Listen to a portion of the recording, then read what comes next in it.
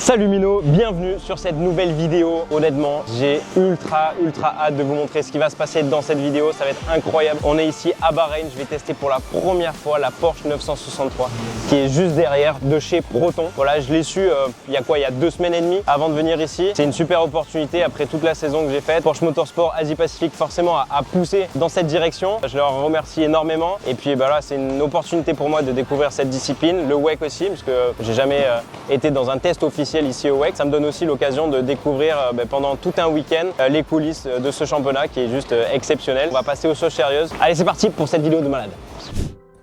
Il va aller vite comme une fusée. On va voir. Elle me met déjà la pression, quoi. Allez, c'est parti. Ciao, bisous. On est reparti dans les airs. C'est parti. C'est quoi ça? 2 étages. La taille de l'aile là et des réacteurs. En vrai, Emirates, Qatar Emirates, je suis en train de réviser le driver manuel. Il manque 2-3 trucs, après il y a des trucs, j'imagine, un peu confidentiels, mais je peux vous montrer 2-3 trucs. Là, ça se passe comme ça. Là, il t'envoie des trucs avec tous les boutons, à quoi ça correspond, etc. Et là aussi, il y a plein de trucs et tout. Vous voyez, je disais 63 pages, j'en ai 68, 68 pages. On est arrivé les minots, on est à Bahreïn. Et là, il y a un gars qui est venu, il m'a vu avec le casque, je pense.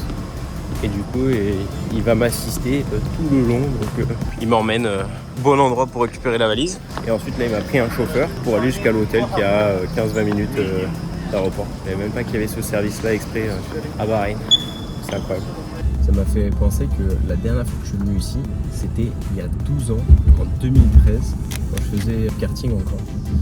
C'était pile poil en novembre aussi, donc la même période. C'était la dernière manche du championnat du monde. Donc c'était ma dernière course aussi de karting de ma vie. Et fun fact, je fais la pole position et il y avait un certain Max Verstappen dans les qualifs et dans la course. Comme d'habitude, on se fait le petit room tour. Allez, ça c'est la porte d'entrée. Direct couloir à gauche, bam. Et là, la chambre, elle est quand même ultra grande les gars, spacieuse, on est dans un angle, bam bam, donc j'ai fenêtre d'un côté, fenêtre de l'autre. Le lit king size avec le petit sofa, tranquillement. Je te mets là, je peux regarder la télé. Ensuite, les grosse salle de bain. Grosse salle de bain, double lavabo, là pour prendre le bain, ici pour prendre la douche, ici toilette, et là on m'a apporté mes valises. Salut les minots. On est jeudi matin, enfin jeudi midi même. On va direction le circuit, on a à peu près 25 minutes de route. Là je dois récupérer mon accréditation à l'Accreditation Center pour récupérer mon pass et tout. À midi je crois qu'il y a les essais, donc les premiers essais du WEC ce week-end. Ensuite il y aura les deuxièmes essais plus tard dans la journée et entre essai numéro 1 et essai numéro 2, on va pouvoir aller dans la voiture et faire justement le siège. Donc j'ai pris toutes mes affaires, combinaison, casque, enfin, tout ce que j'avais besoin. Justement pour faire déjà le siège là, parce qu'après eux ils vont rentrer vraiment dans le week-end de course avec les qualifs, la course, etc. Et donc ils seront plus focus là-dessus, normal. Donc on va essayer de le faire aujourd'hui où c'est encore que des essais libres on va dire. C'est bon, j'ai le pass pour le week-end. Je viens de me rappeler, je vous ai dit que ça faisait 12 ans que je n'étais pas venu ici. Mais en fait pas du tout, je suis venu ici en 2019. Donc en fait je viens tous les 6 ans. Je suis venu pour faire la Formule 2. J'avais fait une course en Formule 2 mais bon vraiment c'était une course terrible. C'était une course terrible, je connaissais pas le circuit. J'ai su je crois 1 semaine et demie ou 2 semaines avant que je faisais la Formule 2 le début de saison. Donc j'avais rien préparé du tout. J'avais pas fait les essais de pré-saison aussi. Autant vous dire que je suis arrivé la gueule enfarinée, ça ne fonctionne pas. La mémoire est bien faite, je l'avais oublié tu vois tellement c'était une course pétée quoi. Putain, lui il a failli me faucher avec la golfette. Là, à droite, là c'est les Hospitality. C'est là où il y a toutes les équipes qui vont là. Vous voyez là, il y a Aston Martin. Et ça, c'est la même chose à Abu Dhabi du coup. Ils font la même chose. Donc là, on rentre dans les box. Proton, l'équipe, vu que c'est une équipe privée, ils peuvent choisir un petit peu les voitures qu'ils veulent. Ils ont 2 Ford Mustang en GT3. Et ensuite, ils ont l'hypercar là-bas. Juste ici. Voilà, juste là. Voilà. Donc ils ont 3 caisses dans la team, donc là ils viennent de finir la FP1. Moi je vais aller faire le siège bientôt je pense, mais là il faut qu'ils fassent quelques réglages sur la caisse avant de pouvoir monter dans la voiture pour pouvoir faire le siège. Là il y a les Porsche Carrera Cup ici là, Middle East qui roule en ce moment. Putain, mais elle est vachement large la pit lane. Hein. J'ai fait des endroits cette année, notamment la dernière course à Beijing, c'était ultra serré. Je pense que la pit lane, elle devait faire simplement cette partie-là. Voilà, toute la pit lane. Et là, bien sûr, la bête. Donc là, la caisse, c'est un V8 biturbo, 4 litres 6 hybride et à peu près 680 chevaux. Elle fait un peu plus de 1000 kg, 1030 kg à vide, il me semble. Donc ça reste quand même relativement lourd. Relativement lourd. On va dire que par rapport à une monoplace, c'est plus lourd. Tu vois, par rapport à une Formule 2 ou une Formule 3, etc. Mais par rapport à une GT, c'est bien sûr plus léger. Forcément, avec l'hybridation, la batterie, recharge de batterie, etc. Ça fait des déséquilibres lors du freinage. Donc ça, il faut vraiment bien réajuster ça. Parce qu'en plus, il n'y a pas de ABS. Donc du coup, il va falloir bien contrôler cette partie-là. Là, c'est un peu comme en F1. En fait, tu as des pré-settings de la balance de frein dans des virages. Il met plus ou moins sur l'avant ou sur l'arrière en fonction de la typologie du virage. Et donc là, c'est un petit peu la même chose. Et on a cette possibilité de faire des offsets, c'est-à-dire qu'on rentre dans le système en fait un réglage de balance de frein. Et en fait, tu as 3 réglages possibles. Une base avec 2 réglages différents qu'on va utiliser dans le tour. Par exemple, le freinage du virage numéro 1 ici à Bahreïn, c'est un gros freinage en ligne droite. Il va falloir mettre un peu plus de répartition de frein sur l'avant, parce que du coup, on est bien droit avec le volant, donc on peut être vraiment bien efficace. Par contre, il y a un virage, un gauche-gauche, et un gauche qui se referme pour faire la ligne droite et à l'opposé de la ligne droite de départ. Et là, ce virage-là, en fait, tu dois freiner en tournant en même temps. Donc, si tu laisses autant de balance de frein sur l'avant, tu risques de bloquer la roue avant gauche et donc de tirer tout droit et de pas être bien efficace. Donc là, il faut autant mettre plus de répartition de frein sur l'arrière et notamment un peu moins sur les roues à l'intérieur, puisque du coup, elles vont être déchargées vu qu'on va commencer à tourner et freiner à ce moment-là. Du coup, le poids va aller sur l'extérieur. Là, si vous voyez les gars, si on a les freins, les disques de frein carbone. Et donc ça, la dernière fois que j'ai roulé avec ça, c'était en Formule 2, on avait des disques de frein carbone. Là, c'est carbone-carbone. Donc ça veut dire quoi? Ça veut dire que les plaquettes de frein sont en carbone et les disques de frein sont en carbone. Et donc ça veut dire que quand tu as des freins, ça veut dire que quand tu as les freins froids, donc je disais, ça veut dire que quand tu as les freins froids, ça ne freine. Ils ont démarré l'auto.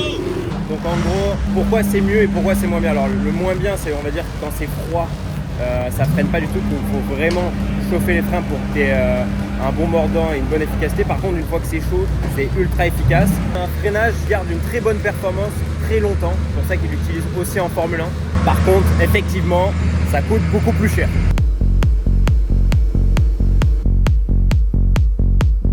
Là, on est sur un circuit ultra abrasif. C'est un des circuits avec ses pentes qui usent le plus les pneus. Mais en tout cas, quand j'ai fait la Formule 2, ici, c'était vraiment un truc de folie. Et là encore, je parlais aux pilotes qui roulent dans la caisse, là, qui vont faire la course. Ils m'ont dit, ouais, ici, déjà les pneus, quand tu fais tour caïd, c'est vraiment que un tour, mais que un tour. Après, tu as quand même pas mal de dégradation. Et après, voilà, sur les relais, longs relais, tu as quand même beaucoup de dégradation. C'est un asphalte qui use énormément les pneus. Et c'est vrai que là, c'est vraiment la piste voilà, qui vient bouffer les pneus comme une râpe à fromage. Et là, ça râpe beaucoup plus que d'autres circuits. Voilà, donc on fait un petit peu le tour des équipes. Là on a Kubica. Pour ceux qui ne savent pas, cette voiture d'ailleurs, c'est cette voiture qui a gagné les 24 heures du Mans cette année. Et il a roulé sur ma dernière course du championnat GT World Challenge contre moi. Et c'était lui qui était deuxième, qui a essayé de me doubler quelques fois sur la course. Et donc là, il roule en hypercar.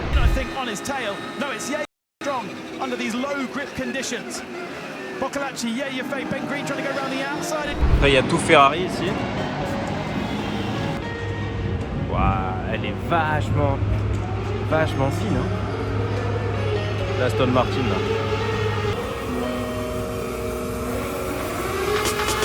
Regarde qui voilà.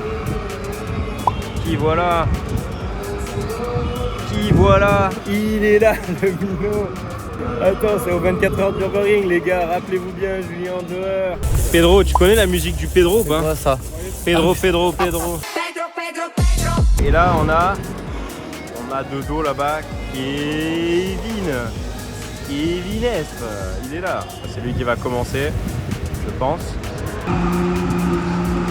Là, je voulais montrer la caisse. Parce que là, la séance, la FP2 part dans 4 minutes. Mais elle était encore en hauteur, tout démonté et tout. Et en gros, il y a un problème moteur. Je ne vais pas vous montrer la caisse qui part des stands. Bon, ils font le nécessaire pour réparer la caisse.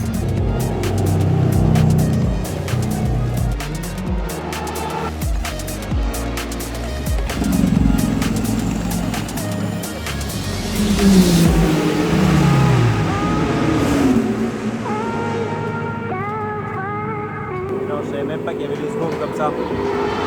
Là, c'est tous les ingénieurs de l'équipe. Là, il y a Ford. Ici, de l'autre côté, il y a la Porsche.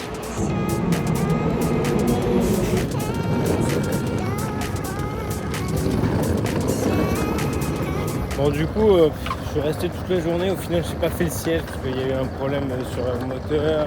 Donc, du coup, il devait bosser sur la caisse toute la journée.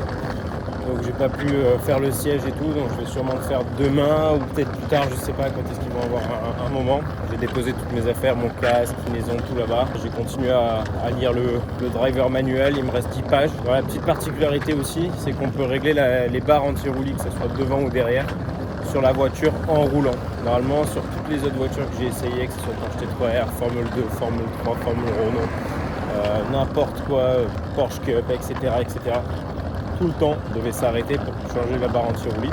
En fait, la barre anti-roulis, ça change la balance de la voiture, plus sûr, plus souveraineux. Donc là, si tu arrives à pouvoir le changer en roulant, techniquement, tu peux, voilà, si tu ressens quelque chose toi en roulant, tu peux le changer. Et donc, ça peut améliorer la voiture, la balance de la voiture. J'ai pas encore vu exactement, mais apparemment, c'est un levier que tu viens tirer vers toi et monter ou descendre en fonction si tu veux assouplir ou durcir la barre anti-roulis.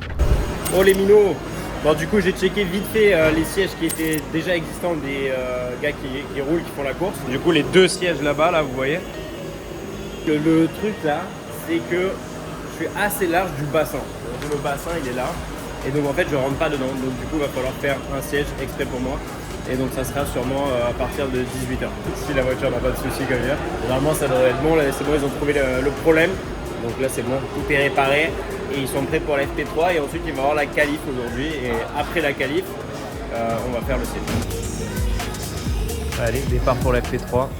C'est le galère pour rentrer dans la caisse. Vous vous rendez pas compte en fait, en GT, quand on rentre dans la caisse, c'est vachement plus proche. Tu vois, genre là on doit pas jumper de là jusqu'au milieu de la voiture. On jump jusqu'à là, tu vois. Et là tu dois jumper jusqu'au milieu de la caisse. Il faut faire une grande enjambée pour rentrer dans la voiture. La radio. Départ pour la FP3.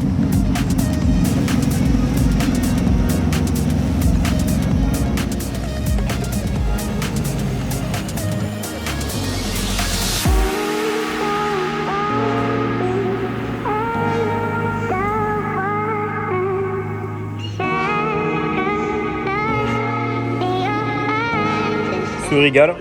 Là, la séance vient de finir. Honnêtement, Varron, le pilote qui est dans la caisse, là, l'Argentin, il a fait un beau tour. Après, c'est que les essais, hein, bien sûr. Mais bon, franchement, c'était plutôt bien, considéré qu'ils n'ont pas roulé en FP2 et tout. J'ai regardé les temps par rapport au GT3, parce que moi, du coup, cette année, depuis 2 ans, là, je roule en GT3 et même avant le Cup et tout. Là, il y a à peu près 13-14 secondes d'écart entre la meilleure GT3 et la meilleure Hypercar. Ce qui fait quand même pas mal de différence autour. Donc à mon avis je vais me régaler avec la caisse. J'ai vu les caméras embarquées et parce que parfois ils mettent à la télé et quand les GT3 ou même quand les hypercars du GT3 on voit la différence de vitesse dans la ligne droite, c'est impressionnant. Franchement gros écart. Je dirais que les GT3 ils sont arrêtés. Là j'ai le teammate. Je m'appelle Robert. Ah, tu t'appelles Robert? Je m'appelle Robert. Robert comment? Robert, first time hypercar. Ça va être le coéquipier pour la journée de test, il va venir aussi rouler. Donc this year, you went champion in Germany.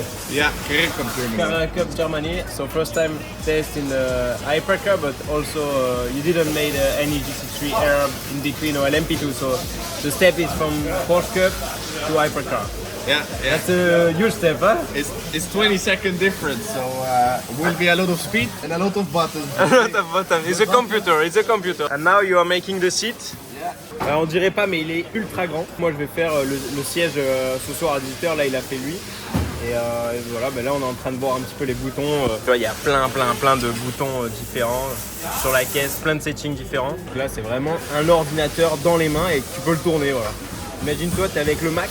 Et là tu tournes le Mac, mais voilà, ça fait tourner une caisse incroyable. Je me demande où elle est cette caméra.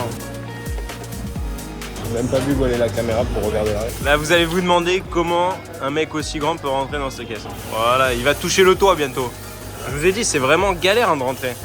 It's easier in the cup car, hein? Oh. Il est bien moulé, hein? Avec les pédales au fond là, vous voyez?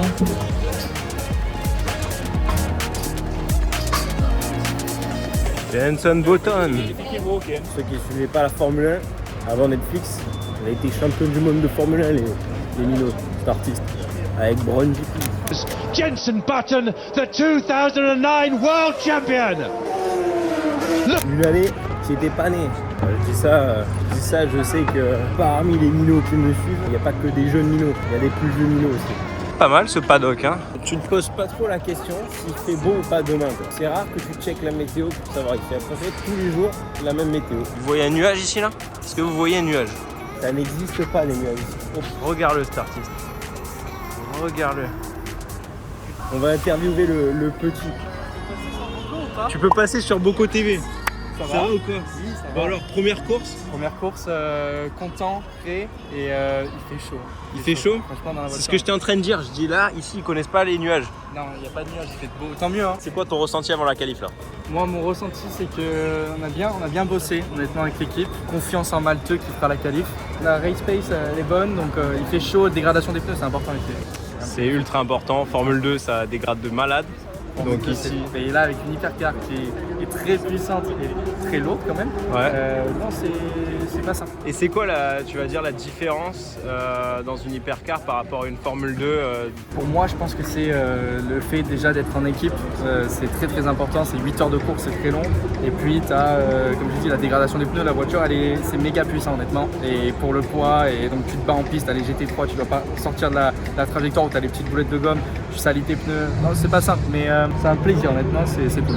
Ok, ça va. Et en termes de ressenti, virage rapide par rapport à une F2, c'est beaucoup moins vite. C'est moins vite, par contre, t'arrives vite quand même. T'arrives vite à l'endroit. Exactement, t'arrives vite dessus. Les lignes droites sont pas longues hein, avec l'hypercar ici, mais non, c'est cool. Le coup, ça va par rapport à... Le coup ça va, mais je dirais que c'est plus le... Tu vois, t'es dans un cockpit quand même où il fait chaud. Très chaud. Ok. Il y a une clim, ce qu'ils appellent une clim. C'est pas une clim de la voiture que j'ai en France pour rouler, je te dis. Tu mets la clim ici, c'est juste avoir un tout petit peu d'air. Mais non, ça aide quand même. Donc non, c'est cool, on a hâte. Ok, bon ben ça va, écoute, je suis ça. Allez, pour ça. On a vu 4 subs-minots apparaître. Franchement, je m'y attendais pas du tout. La dernière fois que je l'ai vu, c'était au GP Explore d'ailleurs. J'ai fait une vidéo là-dessus. Voilà, donc si vous n'avez pas checké encore, vous pouvez aller checker ça quand vous avez un petit moment. Mais avant ça, il faut finir cette vidéo-là. Et là, on est directement dans les stands. Qualif, elle part bientôt. Là, on voit qu'il y a les pneus neufs, médium, qui sont préparés. Notre petit Argentin est à l'intérieur de la caisse, prêt à partir Pour les qualifs, et donc là les qualifs ça se passe comment? Ça se passe en 2 temps, il me semble, hein, je suis tout nouveau aussi là-dedans. Donc je crois qu'il y a il y a 2 temps de qualif, il y a la hyperpole aussi. Et donc en fait il faut se qualifier parmi les 10 il me semble pour aller en hyperpole. On est dans la première qualif, là. Objectif top 10.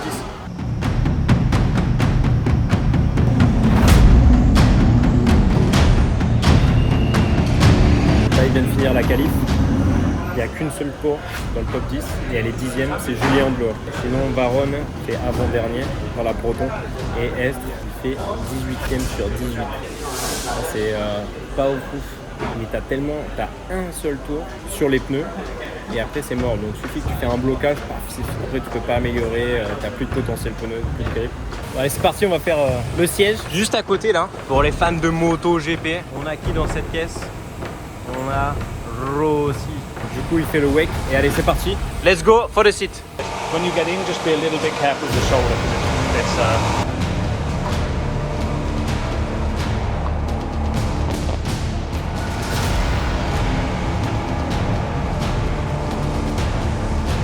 I'm not touching the pedal now. okay. So back out again. Je me prépare à faire un petit bowling. Non, je rigole. Non, là, je teste différents sièges de base. Donc là, il y a le siège qui a été fait par Dohan juste avant, donc le coéquipier qui va rouler avec moi dimanche pendant la journée Rookie Test. Mais en fait, il est ultra grand, mais pas très large d'ici. Ben, en fait, je rentre pas. simplement, et en plus de ça je touche pas les pédales parce qu'on peut pas les bouger. Donc là on va partir sur cette base là et ensuite on va pouvoir rajouter pour venir combler les trous et pour que je sois bien installé. Donc voilà, on part là-dessus et après on va venir améliorer tout ça quoi. En tout cas la voiture elle me donne très envie de rouler, et là quand tu passes autant de temps dans un circuit en train de voir les autres rouler, s'amuser et tout là, et toi t'es là tanké, tu regardes, je suis un peu crispé on va dire, ça m'énerve. J'ai envie de prendre le volant et d'aller sur la piste là, mais il va falloir que j'attende encore 2 jours. Voilà les minots, ça c'est comme en Formule 1, sauf que c'est pas sur la visière du pilote, c'est directement sur le pare-brise. Et donc là on peut voir qu'il y a 6 tir-off. Dès qu'ils font l'arrêt au stand, hop là, le mécanicien il enlève ça, tu vois mieux dès que tu vas commencer ton nouveau relais. Donc ça c'est primordial en vrai, hein. Si t'as pas ça, après pour nettoyer ça prend trop de temps, t'en mets partout et tout, là au moins t'enlèves, c'est réglé. It's like the equivalent of going in someone's house with... Okay, so this one is the one we put just before, no? Yeah, so... But I don't see anything, huh? Oh, you don't see I'm too low. Yeah, you are too low. Yeah, but the steering wheel is even higher. Super high. Is higher than the screen. Oh yeah, the steering wheel is super high. And then, On the back, here, behind. yeah, Easy? Yeah, easy. Yeah, That's easy. Yeah, if you jump out, it's going to be about 10 minutes. 10 minutes. Wow, it's easy. Le problème, c'est que là, on va dire que la position est bien, sauf qu'en fait, je suis beaucoup trop loin des pédales. Du coup, j'ai pas de force aux pédales. Genre le frein, je sens que je peux pas mettre beaucoup de barres, beaucoup de pression. Donc c'est pas bien. Donc du coup il faut que je descende dans le baquet. Sauf que si je descends, je vois plus rien. Là j'ai le volant, il est en face de moi et je vois pas la route. Donc en fait je suis obligé de faire un compromis des deux. Donc en fait il faut que je reste comme ça, mais par contre il faut qu'ils me mettent un truc dessous pour me surélever. Et sauf que là en fait si je suis posé tout en bas, ben, je suis trop bas. Pour sortir là, c'est pas facile.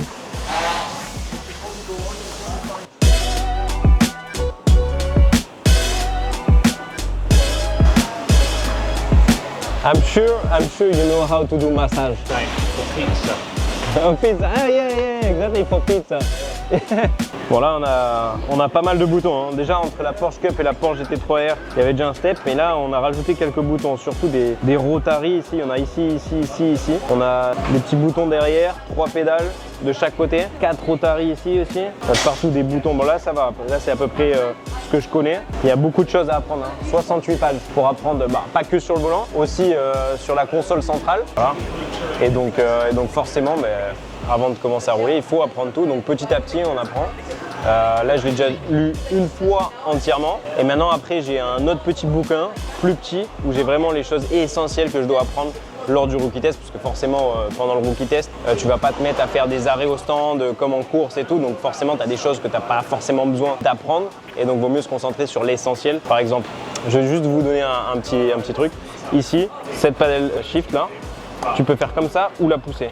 Et en fait, tu as 3 positions et c'est comme en Formule 1 où là en fait ça va te changer la brake balance en fonction du virage où tu vas arriver. Par exemple virage 1, tu vas mettre une balance un peu plus de frein sur l'avant. Dans le virage 9-10, là c'est un freinage où tu es en train de tourner en même temps et du coup là tu as vite fait de bloquer les roues avant. Donc là tu vas réappuyer, ça va te mettre un autre setting, plus de frein sur l'arrière. Et juste en un clic, tu peux vraiment changer énormément sur la brake balance au lieu de faire beaucoup de changements, beaucoup de tours, Voilà, ça simplifie. Et en fait, tu as 3 positions au total. Tu as neutre, plus, moins.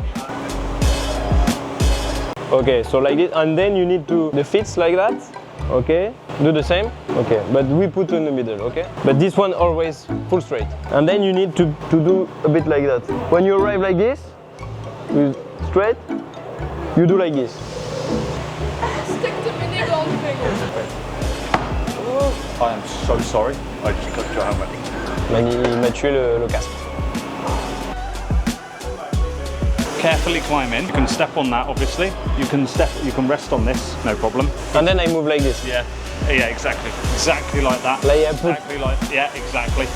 Rest it. You can rest on it. Rest it. Yeah, you can rest it. 10 years I haven't dropped one. I'm not.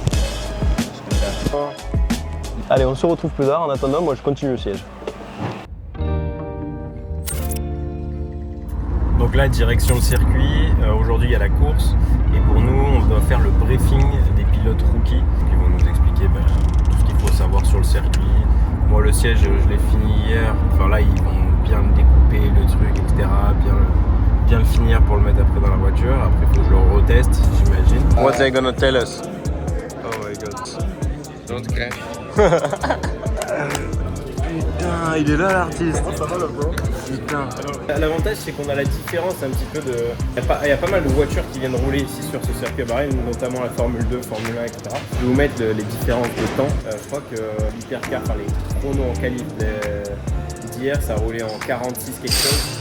Ce que j'ai écouté, j'ai pas vérifié, mais je vais vous mettre les temps. Apparemment, c'est à peu près à 2 secondes d'une Formule 2, donc ça commence franchement à être rapide, hein. Parce que là, franchement la F2 ça va vite. Après la F1 c'est un autre monde, hein, bien sûr, mais F2 il y a quand même pas mal d'aéro, ça va vite en ligne droite, et là on est qu'à 2 secondes sur une caisse d'endurance. Il y a moyen de se faire plaisir, j'ai vraiment hâte là, ça commence à me chatouiller les nez.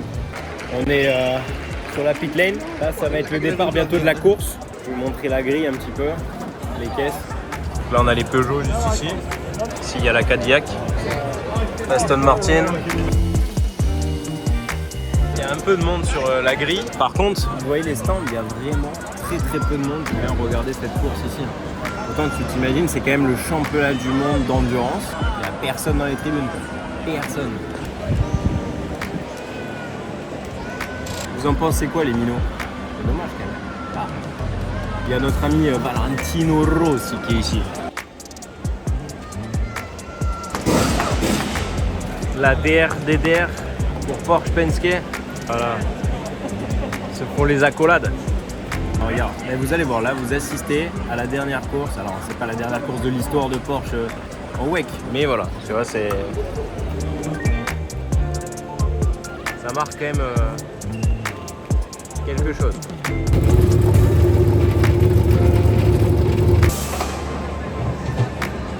non mais quand je suis sur l'équipe là. Après une demi-heure de course, là les hypercars elles vont 8 secondes moins vite qu'en qualif. Il y a quand même une grosse dégradation des pneus. Après ils sont partis en hard. C'est pas le même composé mais bon. Ça veut dire qu'entre qualif et course, il y a vraiment un step et c'est limite même plus la même voiture, quoi. Donc de 1, ça veut dire qu'en qualif, tu n'as vraiment que un tour où les pneus sont performants. Il y a un pic de performance. Et après, en simulation course, quand tu fais des tours et on enchaîne, il faut vraiment économiser les pneus. C'est vraiment ultra important.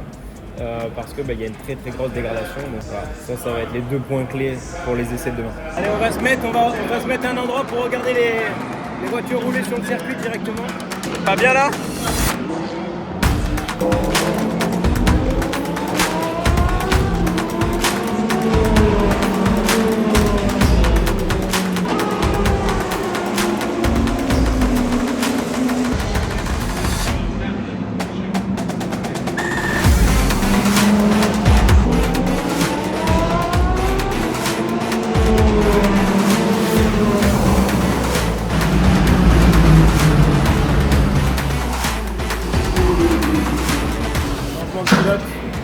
Allez au stand pour l'équipe.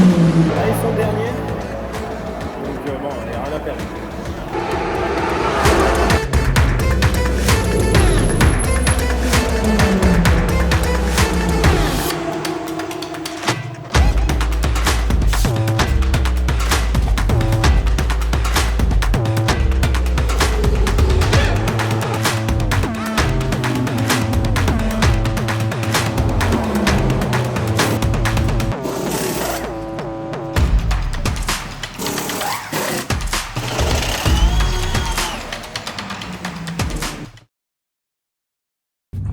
C'est le jour J.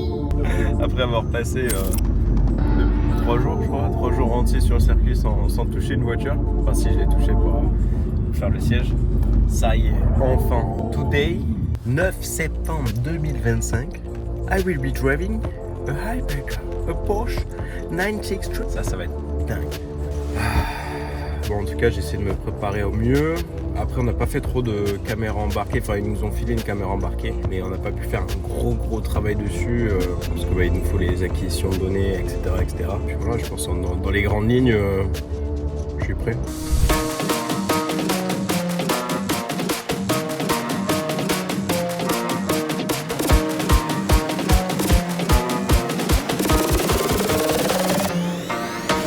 En premier, là, je fais un tour de reconnaissance, je reviens pour voir si la voiture fonctionne bien et tout.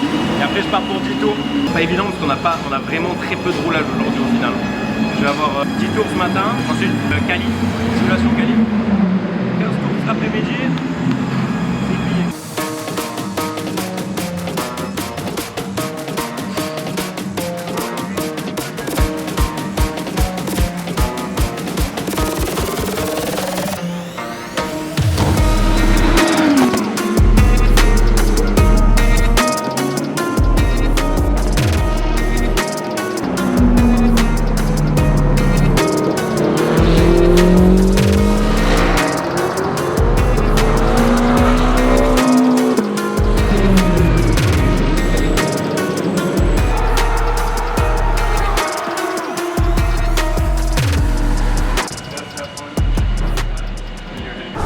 Franchement incroyable, le feeling incroyable.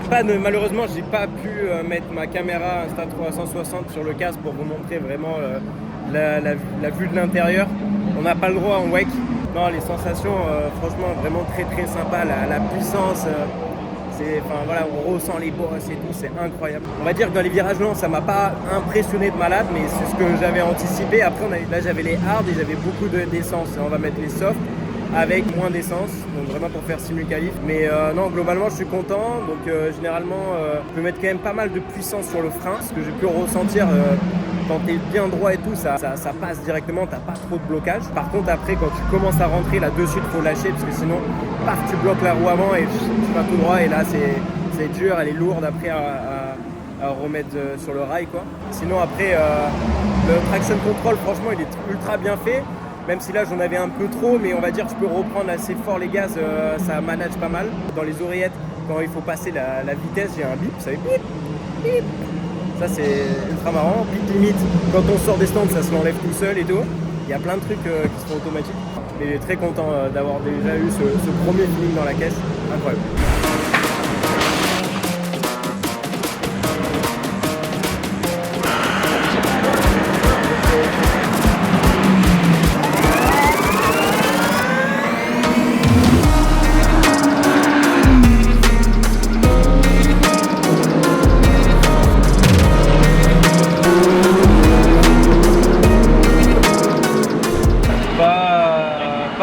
Facile parce que du coup on commence avec un drapeau rouge d'entrée de jeu quand on met les pneus neufs, on va sortir ou rentrer au stand. C'est pas la meilleure préparation pour les pneus neufs parce que du coup tu fais chauffer les pneus, les redescendre, les rechauffer ensuite. Mais bon, on fait quand même un tour plutôt bien. Il y a je sais pas combien de pilotes P7 et je suis à 1/10 du P3, donc 1/10 à 4 positions. Et dans mon tour je fais une petite erreur, je bloque la roue à gauche dans le virage 11, je dois faire tout l'extérieur et tout. Et mon meilleur temps c'est sur le deuxième tour, alors normalement c'est censé être le premier tour poussé pour exploiter au mieux les pneus. Sauf que moi je savais pas trop le grip qu'il allait avoir, du coup je fais mon meilleur temps dans le deuxième tour avec normalement un grip moins bien. Donc honnêtement je suis quand même content de ce que j'ai fait. C'est sûr si c'est mieux exploité ça peut aller plus vite, mais j'ai pas de baguette magique pour l'instant. Mais en tout cas je suis content.